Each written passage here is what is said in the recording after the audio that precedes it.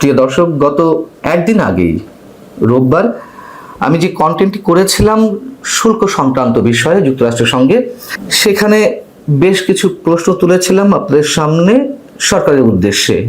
যুক্তরাষ্ট্রের নতুন আরোপিত শুল্ক নির্ধারণ বিষয়ে দেশটির সঙ্গে বাংলাদেশের যে আলোচনা চলছে, সেখানে বাণিজ্য উপদেষ্টা থাকবেন, বাণিজ্য সচিব থাকবেন, সংশ্লিষ্ট মন্ত্রণালয়ের প্রতিনিধিরা থাকবেন, সব ঠিক আছে, কিন্তু জাতীয় নিরাপত্তা উপদেষ্টা ডক্টর খলিলুর রহমানের উপস্থিতি কেন সেখানে ফ্রম দ্য বিগিনিং? কেন তিনি গত 16 জুন থেকে শুরু করে যুক্তরাষ্ট্রে অবস্থান করছিলেন চলতি জুলাই মাসের প্রায় 5-7 তারিখ পর্যন্ত?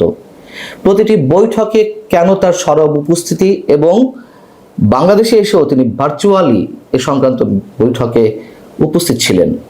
যা প্রশ্ন তুলেছিলাম, যা সন্দেহ করেছিলাম, ঠিক সেটি আপাতত প্রমাণ হলো সরকারের উপদেষ্টাদের, একাধিক উপদেষ্টার বক্তব্যে। গোপন চুক্তি হতে যাচ্ছে, নিরাপত্তা ইস্যু সেখানে রয়েছে। বাণিজ্য উপদেষ্টা সোমবার যে সংবাদ সম্মেলনটি করলেন, সেখানে তিনি নিজে বলছেন আগামী সপ্তাহে আবারও বাংলাদেশের প্রতিনিধি দল যুক্তরাষ্ট্রে যাবে এবং শুল্ক সংক্রান্ত যে চুক্তি হবে তা কোনো অবস্থাতেই প্রকাশ করা হবে না।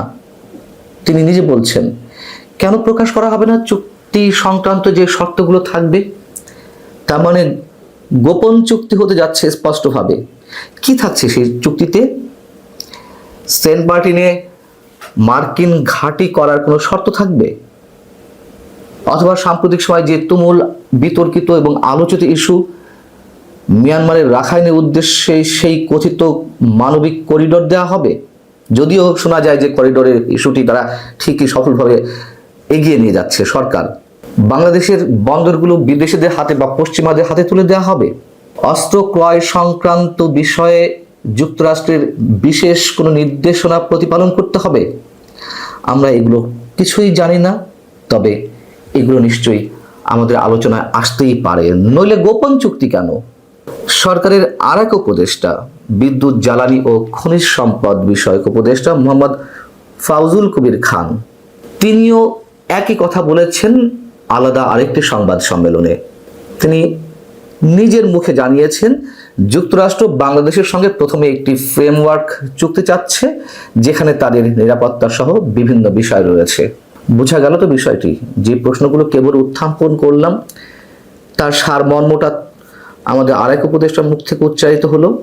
এই সংবাদ সম্মেলনটি ছিল জ্বালানি খনিজ সম্পদ বিষয়ক উপদেষ্টা যে সংবাদ সম্মেলন, ব্যবসা বাণিজ্য, শিল্প, বন্দর ও রাজস্ব অধিকতর গতিশীল করার জন্য গঠিত কমিটির সংবাদ সম্মেলন। ব্যবসা বাণিজ্য গতিশীল করা হবে দেশকে গতিশীল করার জন্য। আর আমরা এমন এক চুক্তি করতে যাচ্ছি যুক্তরাষ্ট্রের সঙ্গে, যেখানে ব্যবসা বাণিজ্য তো দূরের কথা, দেশের গতিশীলতা তো দূরের কথা, দেশের সামগ্রিক জাতীয় স্বার্থ বিকিয়ে দেওয়ার মাধ্যমে এই চুক্তি করা হতে যাচ্ছে কিনা সে প্রশ্ন উঠতেই পারে।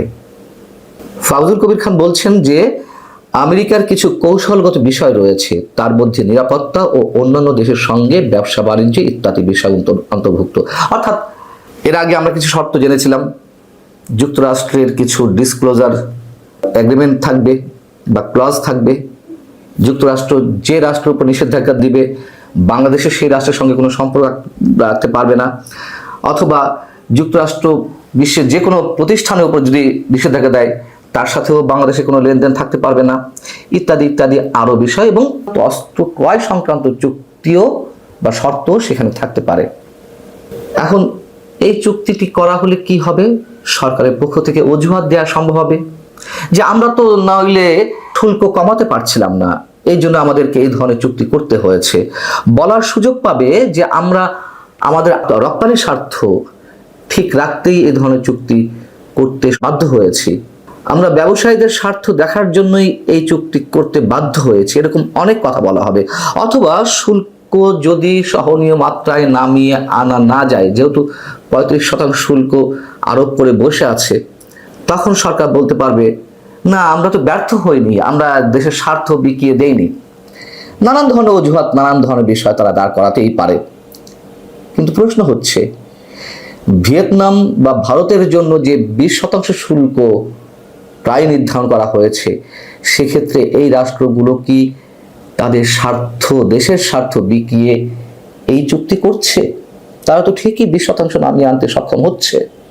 তাদের সঙ্গে কি যুক্তরাষ্ট্র নিরাপত্তা সংক্রান্ত কোনো শর্ত দিয়ে এই চুক্তি করছে? নিশ্চয় না, চোখ বন্ধ করে বলে দেওয়া যায়। আমাদের প্রধান উপদেষ্টা ডক্টর মোহাম্মদ ইউনূসের নাকি বিশ্বজোড়া গ্রহণযোগ্যতা, তাহলে তার পারদর্শিতা কোথায়? তার গ্রহণযোগ্যতার ফল কি এটি যে আমাদের দেশের স্বার্থ বিকিয়ে চুক্তি করতে হবে? আমরা খুব স্বাভাবিকভাবে এটি ধরে নিতেই পারি যে এখানে দেশের স্বার্থ জলাঞ্জলি দেওয়া হবে, যেহেতু চুক্তি প্রকাশ করা হবে না, যেহেতু এই চুক্তির সঙ্গে নিরাপত্তা ইস্যু জড়িত। এবং নিশ্চয়ই বাংলাদেশ কোনো অবস্থাতেই যুক্তরাষ্ট্রের জন্য কোনো প্রকারের হুমকি নয়।